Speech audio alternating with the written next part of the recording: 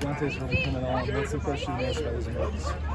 I think that things are really slowed down for him a little bit. I think he's finally 100%. We saw a little bit of that versatile game that we saw kind of in spring training. You know, really for the first time that they really showed that initial get out for those first 5 to 10 yards. So, you know, trending in the right direction. You know, hopefully the next 5 games, 6 games, we'll continue to see that. So you thought that was missing for a while from him? Definitely was. Definitely was. And I think he was pressing a little bit, you know, trying to make up for that. You know, and the thing that I find that's unique about his running style and watching him prior to becoming a Trojan was his patience and his ability to have that initial burst to get to the second level. I think he got his confidence back in his ankle a little bit, and he showed that aspect of his running game, which is unique.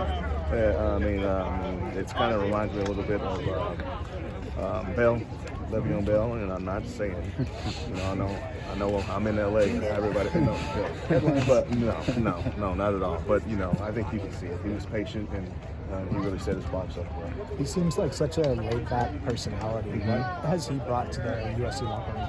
Well, he's a 22-year-old man. Happy birthday, Keontae. You know, today's his birthday. You know, but him and Vi, they bring, you know, the same attributes to our locker room and to our running back room. They both lead by example more than being verbal leaders.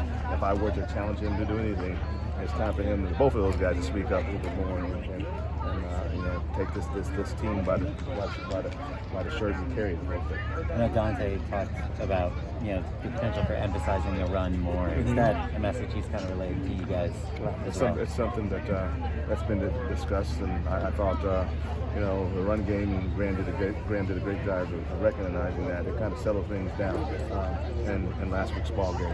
You know, those tackles, you know, it was a tough matchup for them, and getting to that run game and getting to play with some tempo kind of mellowed them out and kind of mellowed a lot of their blitz packages out.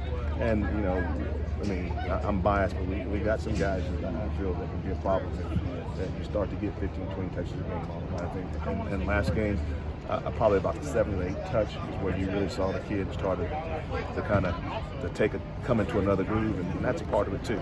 You know, and I think, you know, you'll see the same thing out of 22. You'll see the same thing out of Vi. Once their touches kind of, you know, go up a little bit, just like anything, they'll start to get in the rhythm. Position Keontae and Vi's veteran presences. How hard was it to making the decision to give Keontae like all the touches and have to pull Vi's? You know, from day one, I told those guys that the guy that goes out there and he's out there looks a little different than the guy that's going to play. And you know, I think Keontae has shown that ability. And that does not mean I don't have confidence in our model. That does not mean I don't have confidence in Vi. I think they know that. But I just think it's important for a running back to get in the rhythm. Now, in my humble opinion, I'm sure Keontae's not going to want to hear this, but about 24 to 25 touches right now for him, you know, it's about what he needs. You know, I mean, if you get up to the 35, the 30, 35, not saying that you can't do it, but you got to work yourself into that 30, 35 carry game. So, you know, and saying that, if you know, if it's a ball game to where we're getting up to 40, 45 carries, you'll see those guys get a ton of more carries, because right now, he doesn't want to hear it, but 20, 25 touches is about where he is.